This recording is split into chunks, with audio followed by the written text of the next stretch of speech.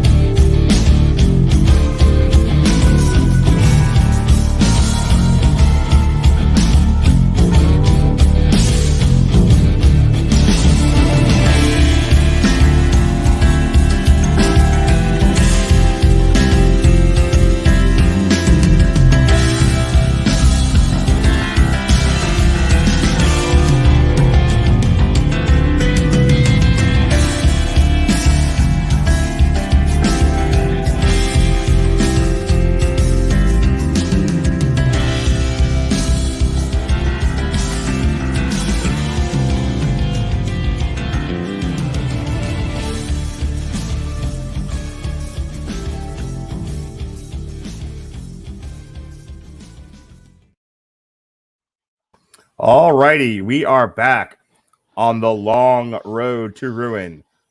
I am your host, the mandated reporter, and frankly, I'm mortified, Mr. Mark Radulich. And tonight we are looking at the Lake Placid series. Yes, sir, Bob. Yes, sir. Lake Placid is a series of American monster horror comedy films created by David E. Kelley, produced and distributed by Sony Pictures Home Entertainment. You're not even going to Entertainment. introduce me? Don't you let me lead the dance, my love. Okay, I got you. Just hang on a minute. You're ruining my rhythm here, sir. Anyway. Sony Pictures Home Entertainment, former studio. The series began with Lake Placid in 1999, directed by Steve Miner, and was followed by 5 television sequels, of which we will only be talking about 3. Lake Placid 2 by David Flores, Lake Placid 3 by Griff Furst, which I feel like is his porno name, and Lake Placid, the final chapter, by Don Michael Paul. And each installment revolves around the presence of a giant 30-foot-long man-eating crocodile in the fictional location of Black Lake, Maine, and the efforts of various groups to capture or destroy the creatures. All of the films, except for Legacy, reference members of the fictitious Bickerman family. And joining me tonight, Captain Interruptus. Ladies and gentlemen, he has taken a long road to ruin hiatus from the Radulich and Broadcasting Network, but he is back from the road where he turns the page. Master of puppets, ladies and gentlemen, alligator himself, Jason Teasley. How do you do, sir? Doing good. Do you know why alligators are so ornery, right, Mark? I don't know, Jason. Why are alligators so ornery? Because they have all those teeth and no toothbrush.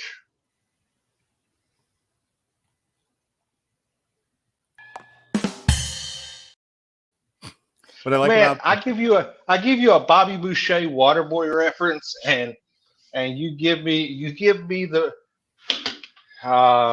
killing me. But I'm finally this has been a long time coming. What, like 6 months? This was on your 3rd strike, by the way. We had tried this twice before. This has been like, well, I'm sorry. Sometimes work gets in the way. One time I think you canceled. One time I canceled, and here we are. I think the night that I canceled, you were kind of iffy on coming on anyway, and I'm like, don't worry about it, because that was the night. That was the night. Myself and lights went out in Georgia. Sure, that was the night I had to body double the ex because she needed help putting away her laundry. So she needed company to put away her laundry because she could not do it herself. She could do it herself physically, but she needed another human to watch her do it. Because she could not stand to be alone. So instead of talking about Lake Placid with you, I body doubled her while she purged some of the clothing and put some of the other clothing away. Was you singing "Me and My Shadow" while you done it? I was singing something. Help! I need somebody. Help! Not just anybody. Help! Jason, you and I late last year, early this year, did Anaconda because my baby don't want none unless you got buns on. Yeah, and then you were like, let's do Lake Placid because we came up with this really funny idea of doing the a series of like a triple feature of like versus movies. And so we just kind of, you and I talking, looking at things. I think when we were researching the Anaconda stuff, we noticed that there was a Anaconda versus Lake Placid series. So what was meant to happen was we do Anaconda, then we do Lake Placid, then we do Anaconda versus Lake Placid. But this is like a comic book now where, you know, we just keeps getting delayed years and years and years and there's no continuity anymore. Hey, you got to keep wanting more. Yeah. This is like this is like the old school Marvel movies. You know, you give them the good stuff, you prolong it. We don't want to oversaturate our 3 viewers. No, you know, you definitely don't want me and Jason to oversaturate you. Yeah, you know, we'll keep you moist, but we won't oversaturate you. Not at all. I'm still waiting for the shirtless podcast. I almost went to go change shirts before we came in because I have a shirt that I got, I think, from like an outdoor like safari zoo situation here in Orlando. And so I got a shirt from that, and there's like one arm Bob's, and there's like a picture of an alligator. And I was going to throw that on and wear that tonight, but wearing my "Can't Knock the Hustle" t-shirt that I bought specifically to antagonize Robert Winfrey about Barbie, because you can't knock its hustle, Jason Teasley.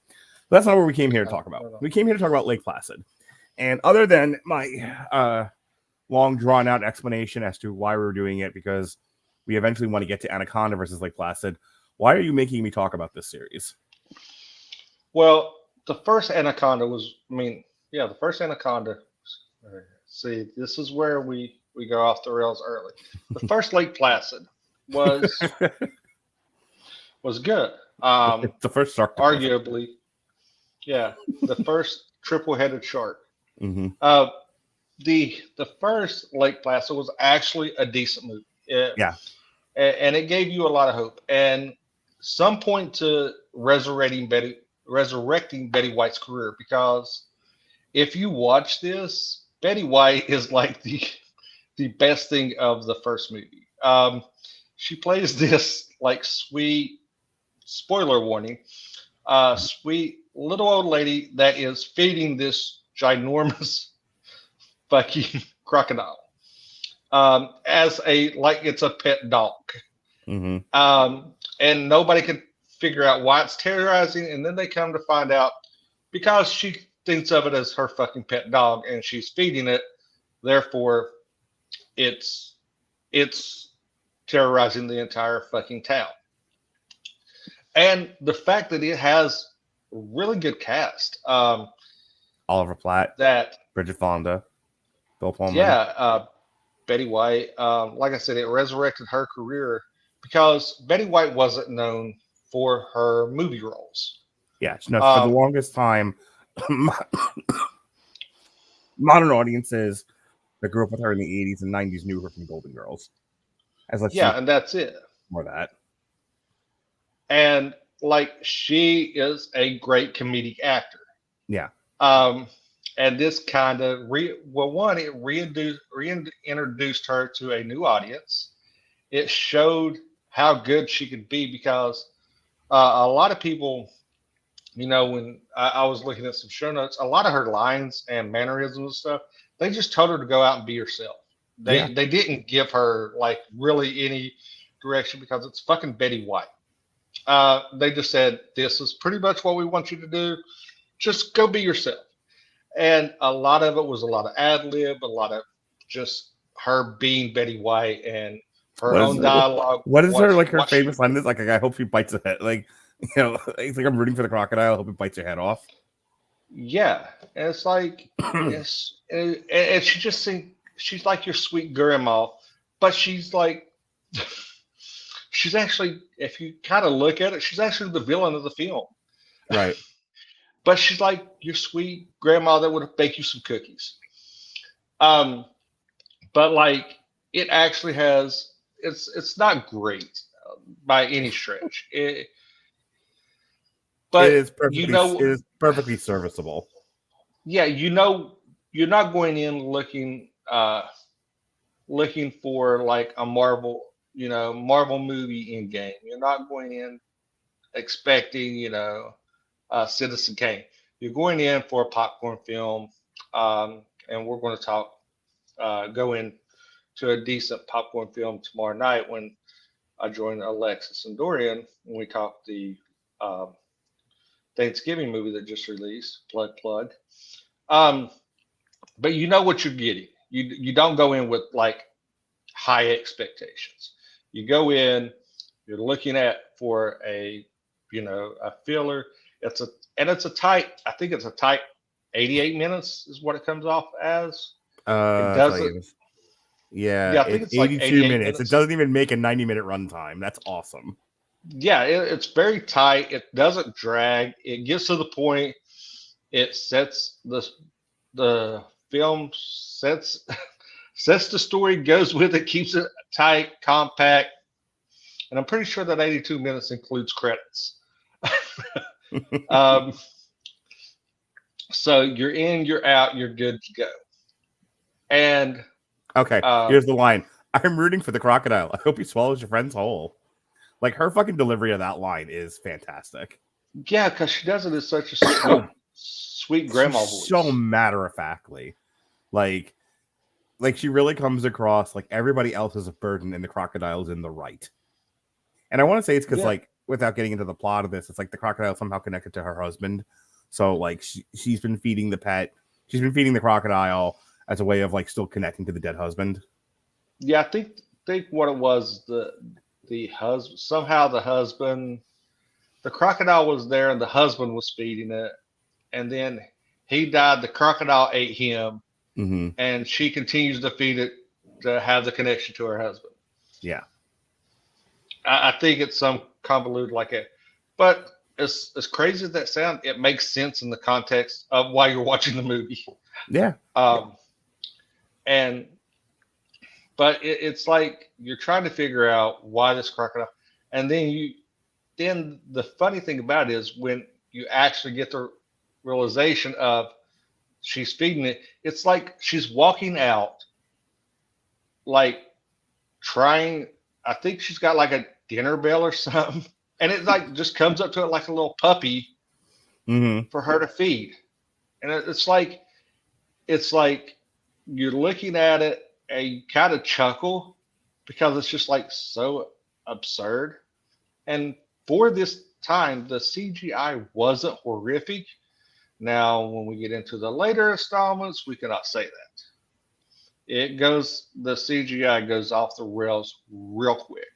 Like, I'm pretty sure our friends over that made Zombies, even laughed at how bad the CGI got. But yeah, first Lake Placid, a solid film. Like I said, you know what you're getting. It's not going to win. You're not going in for an Oscar-worthy movie. It's something that if you like monster horror movies, where you have a landscape, you have a monster, especially one that doesn't belong in that particular ecosystem, in that particular environment, and that's like the whole setup for Lake Placid.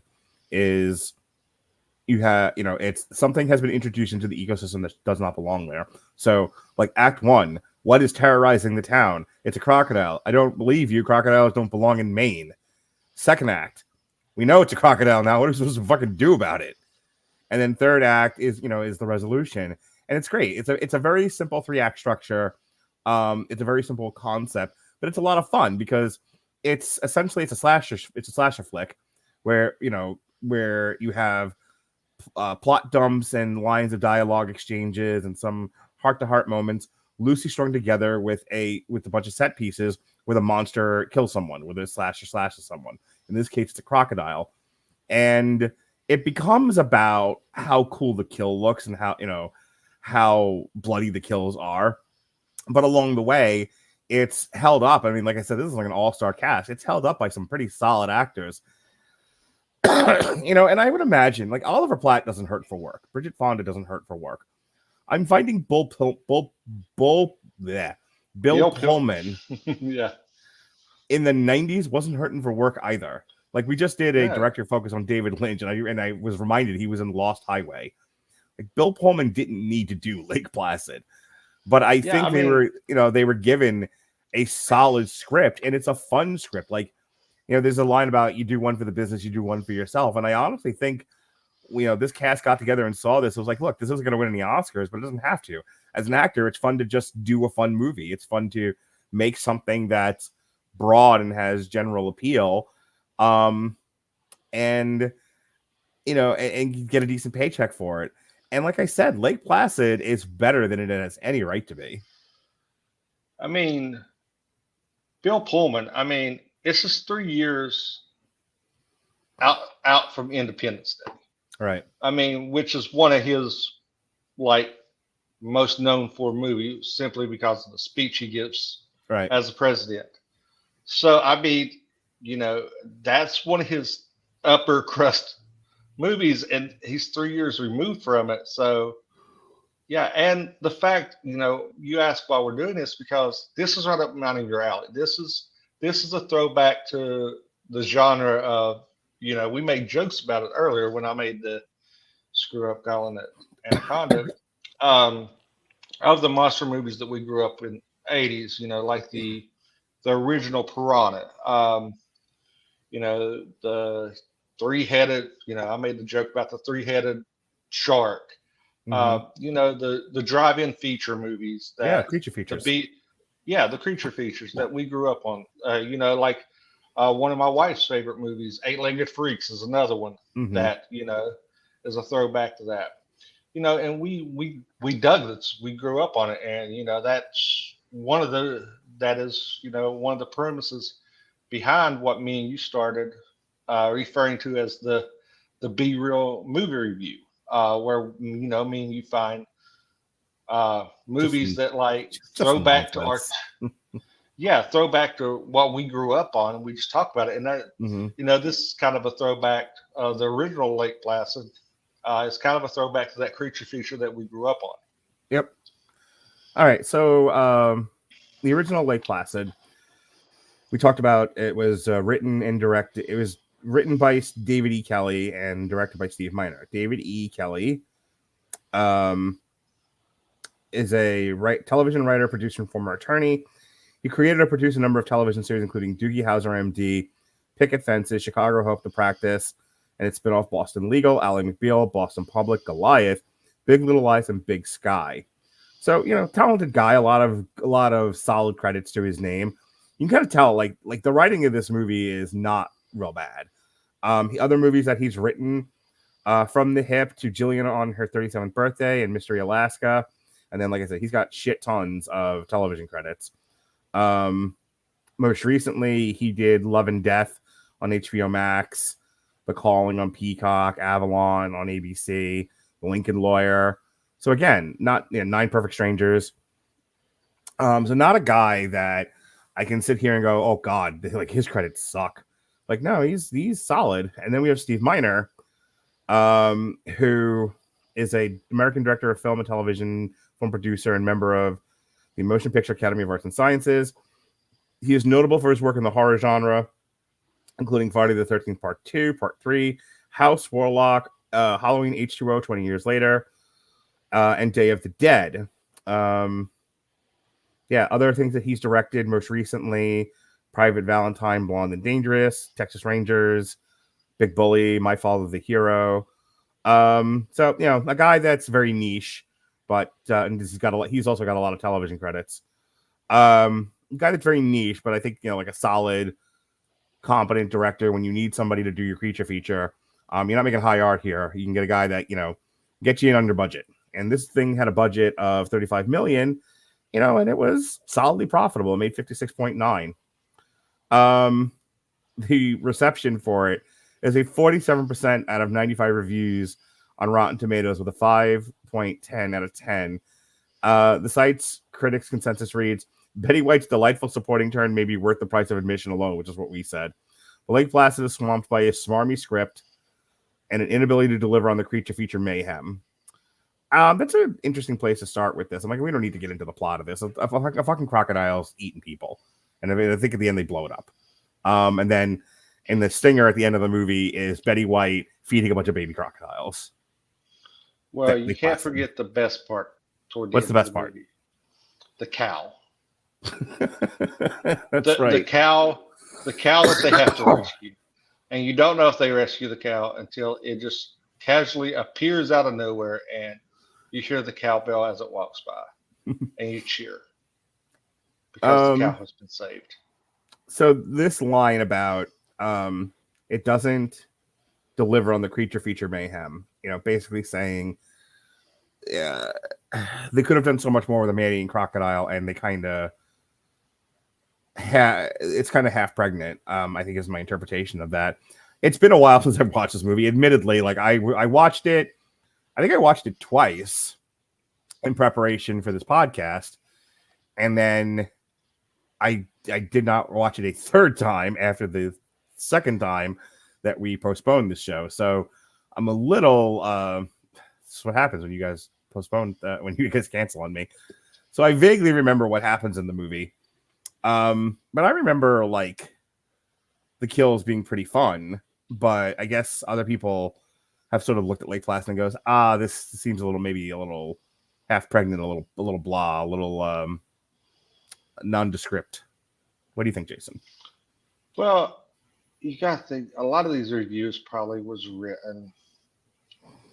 I want to say written on a knee-jerk reaction and didn't go back to enjoy it. And coming off 99, I mean, what horror movies like was coming out in 99? So I mean, you got to look at what it was going up. You had the House on Haunted Hill remake, The Mummy, Deep Blue Sea, Sleepy Hollow, which you just did an on trial for. Plug. Destined on 2. Oh, I found a movie we definitely need to do. Rock and Roll Frankenstein. Sure. Sounds like it. You had Sixth Sense that came out in 99. So I mean, you had movies that like set the bar kind of high, and then if you go back and look at Lake Placid for what it is now, you get a better appreciation for it. But I mean, some of those movies set the bar kind of high, and when Lake Placid hit, you kind of get. I mean, you kind of feel like you let down in the creature feature and the horror genre. Blair Witch came out. Star of Echoes came out. Mm-hmm. What's this? Idle Hands, which is great. End of Days, Bats. I often think about like when because it comes up a lot in our group chat about people who are paying close attention to the movie and are looking at the critical elements of it and saying it just doesn't stack up. And then you have people who are just casually enjoying the movie. And, I don't know. I think Lake Placid, as far as like casual slight entertainment, works really, really well. But I can see the argument for if you put a little more effort and a little more detail into some of this, you could have made something really magical. Like I think about, as you were talking, I was thinking about Little Shop of Horrors. And I think the scene where Audrey 2 eats Steve Martin, like, the sound of Audrey 2 is there's like a thudding as it clamps down on Steve Martin, and then it's followed by the sound of like breaking bones. Like you can hear the crunch. Like it is truly like if you listen closely to Audrey 2 eating Steve Martin, it is truly horrifying to hear. Like they do a really good job of making that really feel intense. And Little Shop of Horrors is kind of a silly movie, but it has its moments. It has its moments. And I think to the argument about Lake Placid, I don't recall there being that level of intensity in the kills. Well, I don't think that you was meant to have an intensity. I think it was pretty much, and we talked about the runtime. I think you could have padded the runtime a little bit. Mm-hmm. You could have added, I think you could have added a solid 20 minutes to this and push it out to maybe the 108 mark. Mm-hmm. And added a little bit more, not necessarily gore, but a little bit more substance to the kills. Because I mean, and this makes me think, the Final Destination movies, they have some really innovative kills. You could have done that and took just added maybe 2 or 3 minutes per kill and just kind of hit the mark a little bit better and kind of hammered the kill home a little bit more and up the quality tenfold. Mm-hmm. What do you think of the Oliver Platt character? Because he's kind of so just to kind of set this up. So Bill Pullman's just trying to keep the peace. Betty White is feeding the stupid crocodile and causing the problem in the first place. Bridget Fonda plays a girl, and then you have Oliver Platt, who's like this really obtuse scientist. It's just like, sir, this is about science. We have to understand why this crocodile is here. We don't want to kill it because we don't want to kill something that's majestic and whatever else. And Bill Pullman's like, we don't want people to get killed. That's really what's important here. That's a lot of the dramatic tension. Is Bill Pullman basically saying what's important is the safety of the town, and Oliver Platt's like, no, what's important here is that we understand this crocodile and understand how it got fucking here in the first place. Okay, so I'm going to make this correlation. Mm-hmm. This is Jurassic Park. Go on. Now think about it. Take every character and apply it to it is the same. Every character in this movie correlates to a character from Jurassic Park. Okay. Fonda is the girl from Jurassic Park.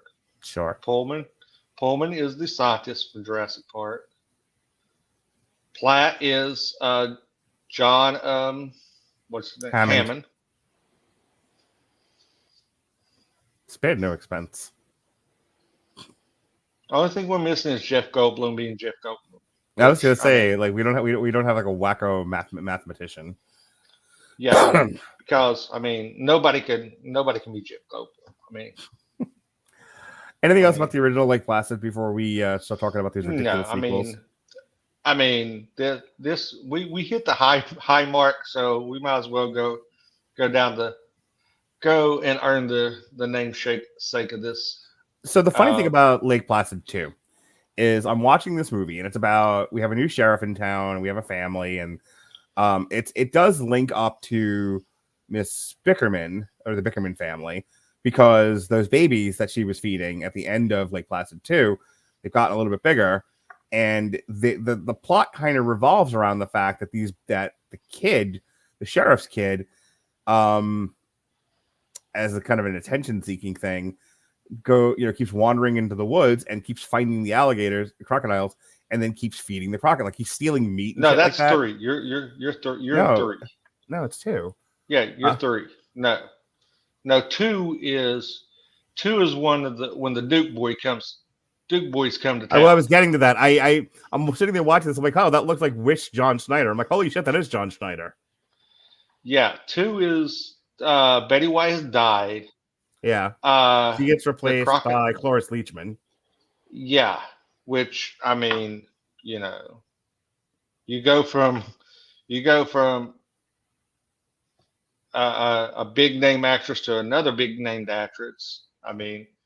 That has weight to her name. Yeah, you're talking about 3. 3 is when the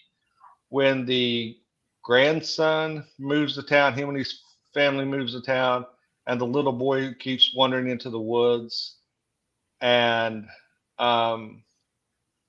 it's the baby crocodiles, and they eat his pet lizard, and he keeps sneaking off to feed them, and he's stealing like food from That's the okay. That's the grocery third one. store. Yeah, then I Yeah, that's barely the remember third the second. I barely remember the second one.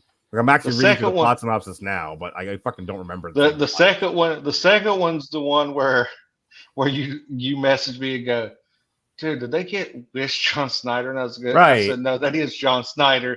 And you was like, no, it's not. And I was What like, was the he was like, holy shit, it is. Okay, what was the plot to the This- second one then? I mean, it's just more. The second one crocodiles show up? is, yeah, the second one is the babies from the first one pretty much grow up. Betty White has died, Right. and her sister is now over the estate. Mm-hmm. And she is continuing to feed them, and she's trying to hide it. And they're wanting to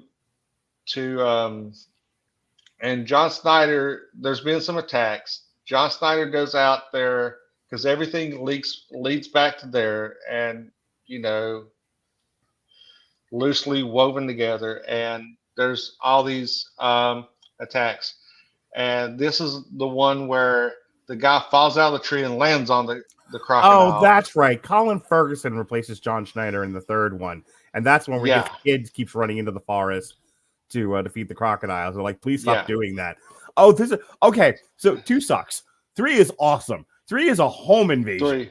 3 is so good. 3 is good. That's the one. 3 is not bad. Yeah, 3. Okay, I don't even want to talk about 2. 2 sucks. 3 is great because like the whole setup to this is we have a poacher named Reba, who's who plays her? You have Yancey Butler, who's a hunting guide who will show up in the 4th one as part of like the EPA or some shit. She's great. Colin Ferguson, who is the sheriff actually from Eureka, he's in this and he's actually really good. Like he's better than this. He's better than this series of movies. But yeah, so the kid basically like keeps feeding the crocodiles. Like he's stealing meat to feed the crocodiles, and the crocodiles get bigger and hungrier. And eventually they launch a home invasion, and like it's like the purge of with crocodiles. Yeah, the crocodiles try to like break down the door. They're like yelling, "Let us in!" It's great, and like they're trying to shoot these fucking things. Oh my god, little pig, let us in. They're trying to trick him to come outside. Like, oh, we're gone now. we're just friendly. We're just friendly hippos. It's so good. It's like the alligators are putting like hats and sunglasses on and going, like their insurance salesman's knocking on the door. Yeah, 3's not bad. 2 is horrible because 2 is utterly unremarkable, so I couldn't remember it. Yeah, 2 is like it has the kid that's like he falls asleep in the tree and he lands on one of them. And it's like the CGI so bad you can like see the crash pad he lands on. I was gonna say, is 2 the one with the teenage drama? It was like yes. It was like okay, yeah, that's like a CW like Dawson's Creek one with crocodile kills, if I remember correctly. It's awful. Yeah, and then at the end of it, like there's like the last like it like it's a grenade. Like what they have like eggs. There's crocodile. If I remember correctly, it's like crocodile eggs and a grenade. And it's like, and everything is like so like disjointed. You're like, and the CGI is oh my god! And like John Snyder has his he's like estranged from his wife or like separated from his wife, and so like the son's a ne'er-do-well, and he was like sent to go live with John Snyder because he was like disrespecting his mom, doing bad in school. And he meets up with like the hot girl, and the hot girl has a jock boyfriend. Like, wow, this is the most stock writing ever. And like he runs afoul of the local bully, but then the bully gets eaten by the crocodile. Oh, my god. And like now it's all coming back to me. Once the bully gets eaten by the crocodile, she falls in love with John Snyder's son. Yeah, of course. All in like 10 minutes. Yep. Amidst the crocodile murder. He's no longer around. I guess I'll fall in love with you. Yeah, that's how that goes. Man goes to work, a woman falls in love with the guy that's paying attention to her. Anywho, I feel like this is hitting too close to home, Mark. Have you been on my podcast lately? They're all hitting too close to home. Anyway, But yeah, so the third one is the one where the crocodiles are all trying to get out, and Colin Ferguson's trying to like fight his way out with Reba. It's like back to back with guns and everything. Oh, the third one's fantastic.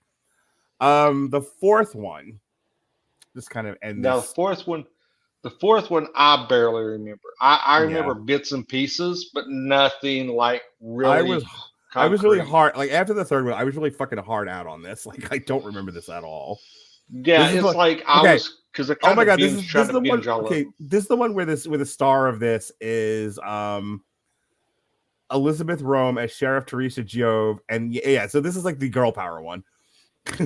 And then Yancey Butler is the EPA agent Reba, and like God bless her, Yancey Butler has a lot of presence. He has a lot of pizzazz. He has a lot of she has some really funny line deliveries, but she's not a great actress. She's like very good for sci-fi movies. Like she should have been this. She could have been in Zombie Tidal Wave. She's that level of actress. Don't disparage Zombie Tidal Wave, and it's tiny bowl zombies. However, making her the second lead in this was not a good idea. like she's good in small doses, opposite somebody who can act. Yeah, I mean, and to its credit, Lake Placid, when you go from the cast you had in 1 to the cast you had in 4, it's a sharp decline. You when you got a movie with this kind of level of nonsensical stuff, you have to, if you're going to go off the rails, you need the cast to kind of. I mean, in their defense, makes sense. The first 7 people listed in the cast all have hyperlinks to something else. Robert Englund's in this. He plays Jim Bickerman. Critical response for Lake Placid, the final chapter. Generally negative reviews, no shit, due to its uses of unrealistic low-budget CGI and an open ending that is conflicting with its name. However, Lake Placid, the final chapter, is also been stated to be much better than both of its predecessors. Oh, I don't believe that to be true. It received positive reviews from some critics who praised its plot and character development. David E. Kelley, the writer of the original film, gave the film 4 out of 5 stars. Said, "Is this the last one, really? The ending doesn't make me think so. I'm glad to see Robert Englund in this and some of the cast from the previous movie. The effects are still lame as second and third, but the story is good." Ugh. And then Scott Weinberg of Fear.net wrote, "I've seen a lot worse Crocs Run Wild movies in Lake Placid 4. Yeah. I mean, it's just to close out this silly discussion. It's not Crawl. Like, Crawl legitimately had some tense scenes. And, if you remember correctly, that's the one where the woman is in the house the house is flooded after a hurricane, I think in Florida, and an alligator gets into the house, and the alligator's like stalking her through the house. And because it's flooded, the alligator has the upper hand on her. It's good stuff, if I remember correctly. I mean, I think you, me, and Alexis and Robert gave it a halfway decent review. Yeah, because Crawl was decent. The only thing that we like, there are some continuity issues we had with Crawl. Mm-hmm. Because Florida, you don't have basements. Correct. But as far as like creature feature, see, it's one of those things where when you and I were doing like a lot of like the zombie tidal wave stuff, and was it Santa Jaws, things like that, is there was a certain level of acceptance of these are going to be awfully silly. Zombies. Like, we know we're gonna get shitty CGI. We know we're gonna get B-level acting. Let's just see if it all holds together. And like I said, the first Lake Placid's actually like one of the better horror movies out there from the for the comedy horror genre. Lake Placid 2, I said, was barely memorable, but Lake Placid 3 solid. And then the fourth one has a silly charm to it. It definitely has that B-movie sci-fi level charm to where you would never spend money on it, but you would absolutely watch it if you saw it on television. I'll give you the last word on this, and we'll get out of here. Yeah, this is a roller coaster. You start off really high, you go down to really low depths, you peak back up, and then 4 is just jumbled. So it's something fun. I would recommend 1. Skip 2. 3's good background filler or something, to throw on as you fall asleep, or you just, you got about an hour and a half to kill. Throw 3 on, just get a chuckle. Avoid 4. Yeah. I am now very excited to see what is it, Anaconda versus Lake Placid. Yes. Yes. Not since Godzilla versus Kong have I been excited about a. So are we doing a triple feature on that? Are we doing a triple feature of mashups? Yeah, I actually had to just reschedule that because I had to move around some stuff. But hang on, I will tell you when we're doing it. We rescheduled to reschedule. Go. You know what? I can cancel. How about that? Okay. All I'm saying is we were supposed to do a Christmas themed. Was it Santa Claus? Yeah, I'm actually getting so. Don't get all pissy and hang up on me, okay? But I'm gonna do an alternative commentary of Santa Claus with my son on Christmas Eve during the day before we actually go to my parents' house. Is it the horror one? Yeah, no, we were gonna do Santa Claus, the cat horror movie, and then we were gonna do the Goldberg one, and then the Hulk Hogan one. We were gonna do like 3 terrible Christmas movies. We was going to do it with because we did I know we did Santa Jaws, right, and we were gonna do whatever the cat one was because it was in the credits for the guy that did Zombies, if you remember correctly. Yeah, that's where we found it, and we're like, oh my god, we have to talk about this movie. And then life happened. But I am going to do Santa Claus. I'm going to do it with my son, though. You can if you want to do an alternative commentary with us on Christmas Eve, you're more than welcome to. But I promised him that one. Anyway, if you'd like to know, Crayola meeting, that's a possibility. Because usually Christmas Eve we do her family stuff. Mm-hmm. That may give me an out. Okay, well, so the next time we are going to do this, we're doing an entire series of versus movies, a triple feature of versus movies. It's May 28th. Freddy versus Jason, Lake Placid versus Anaconda, and Sharktopus versus Whale Wolf. I can't wait for that. What is it? Sharktopus versus Whale Wolf. Oh, Sharktopus. Yes. All right. And when are you back? When's the next time coming on? No, with me, stupid. I don't know, stupid. Not until January. January 30th. We're kicking off Black History Month, which I promised you we would do the blackening. But it didn't fit into anywhere where I had time for it. So I kind of kicked it into next year to kick off Black History Month. So you and I will be doing the blackening, Black Christmas 2019, and Meet the Blacks. I don't know if you noticed, but there was a theme there. Black people, maybe in horror movies, and that's going to kick off Black History Month. We've got a bunch of really fun ones for next year. We've got What's Love Got to Do with It, I Want to Dance and with Somebody, and Respect.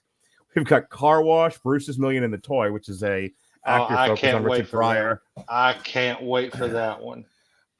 We've got Mark and Jason We've got Mark and Jason take on the music of Black people with Hustle and Flow, Black Snake Moan, and The Wiz. And then I've only seen one of those. And then finally, I'm really looking forward to that. We conclude Black History Month with a look at Black parody with Don't Be a Menace, ... I'm going to Get You Sucker and How High. And then, because Jason insisted, we will be doing a Long Road to Ruin for the Friday series. So that's what's going on there. And that's all the stuff you're listed for. You know why I chose Don't Be a Menace, right? Because it's one of the most popular Black parody movies ever. No, there's a second reason. Okay, why? What do we always reference on any show that Message? One of us? Yeah. Yes. Yeah, Keenan Ivory Wayans in the mailman outfit. So yes, so now what do you say? What do you say to the nice man?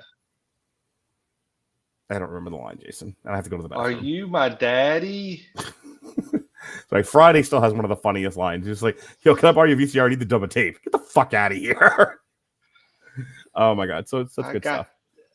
I got these cheeseburgers. The funniest thing I remember from Don't Be a Menace is the parody of the Menace to Society bit where they're cooking the crack, and they parody that scene, and he's baking a cake. It's so fucking funny. Like I to this day I still die laughing every time I see that, especially when you know that scene. Our Black History Month is going to be fun. I mean, honestly, I'm actually really looking forward to it because, like I said, I mean, I'm not like really thrilled about the What's Love Got to Do with It. I want to dance with somebody respect. I mean, I'm not really thrilled about that, but for the purpose of it, I think it's going to be good, especially the I want to dance with somebody, because I'm curious how they tackle that. I've kind of avoided any information on that, because that's kind of, but I mean, Car Wash Bruce Million and the toy, Richard Pryor's. People have been asking me lately, like, who's on your Mount Rushmore of comedians, and Richard Pryor is one of them. Richard Pryor is fucking fantastic. One of the grandfathers of modern comedy. Who would be on my Mount Rushmore? Mine is Pryor, Kinison, Andrew Dice Clay. Like, I want to say Cosby, but now if you say Cosby, it's like, oh, you like rapists? Like, ugh, shoot me. I would have to go Carlin. See, Carlin feels like low-hanging fruit to me, but okay. Carlin.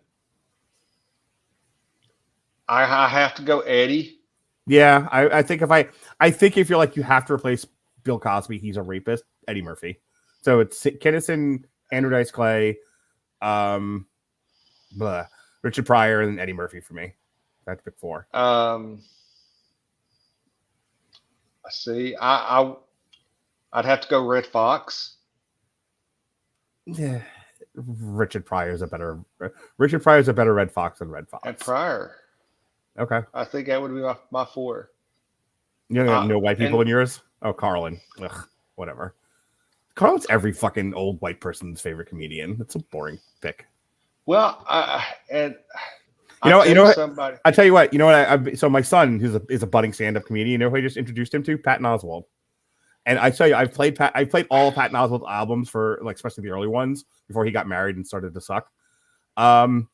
And my son fucking dies laughing. Like, Patton Oswalt does a bit about Tom Carvel and, like, the pans, and if you flip the pan one way, it's Santa Claus. If you flip it the other way, it's this. But him talking about, like, Santa Claus, like, squinting his eye, it's like, Santa came into a bar giving us the hairy eyeball. We don't take too kindly to quiz, so we worked him over with bats and pipes. And you can try some of our marzipan blood. My son was fucking couldn't breathe. He was laughing so hard. I tell you somebody that I absolutely loved, but his life was cut too short, was Mitch Hedberg. Yeah, you kids like Mitch Hedberg. I tell you somebody that I could not ask. He did a lot for comedy, the way that comedy came to college campuses. But I did not like his comedy, was Dane Cook. Yeah. It's very bro comic, very modern bro comic. Yeah, I did not like Dane Cook. Obviously, I was a huge Robin Williams fan, especially his early drug stuff. Oh, yeah. See, like Robin Williams, Robin Williams is arguably on that Mount Rushmore. I mean, I would take him over Carlin. Like, if somebody was like, see... he's not funnier than Pryor to me. I don't think he's funnier than Cosby. I think Chappelle's brilliant, but if I had to pick 4 black guys, sure, but then what about Chris Rock? Chris Rock is arguably that's funnier. What I'm saying. I mean, Chris Rock is arguably funnier than Dave Chappelle. I mean, you got. I mean, I think that if you go Martin Lawrence, one of your personal favorites. Yeah, Martin Lawrence. I mean. You could, I think you would have to go Mount Rushmore eras, because some people like fit in a certain era. Like, like Cosby early stuff versus Cosby the rapist. Yeah, I mean, You know, because if you Cosby, judge chocolate his cake. fucking private behavior, that's one thing. If we talked about that on Ronnie's show years ago, but like if we just judge Cosby by his comedy, he's one of the best. So it's just a shame. Chocolate cake. Yes. Chocolate cake is one of the funniest things. Oh yeah, that is. And that's like chocolate cake.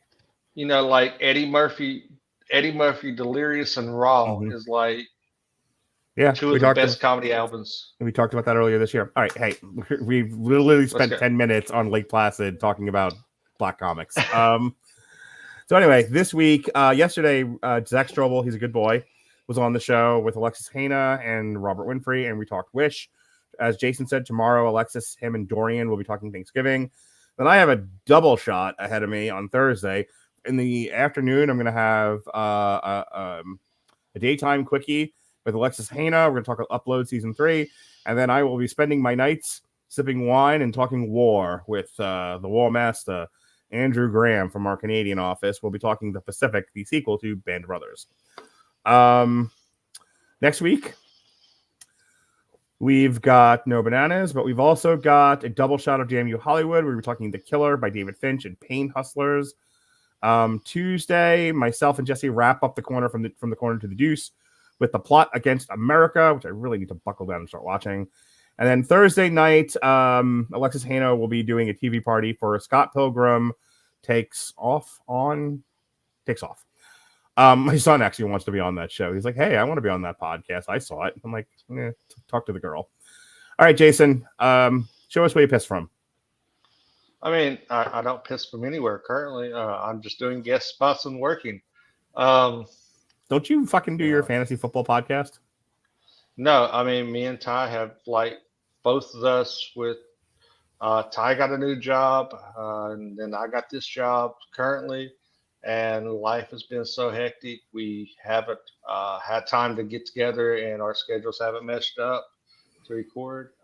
So we're just kind of in the breeze right now. We're down to our final four in our charity guillotine league. So that's going good. Outside of that, I mean, we're still over at Mosaic Media. Definitely trying to get stuff going on there.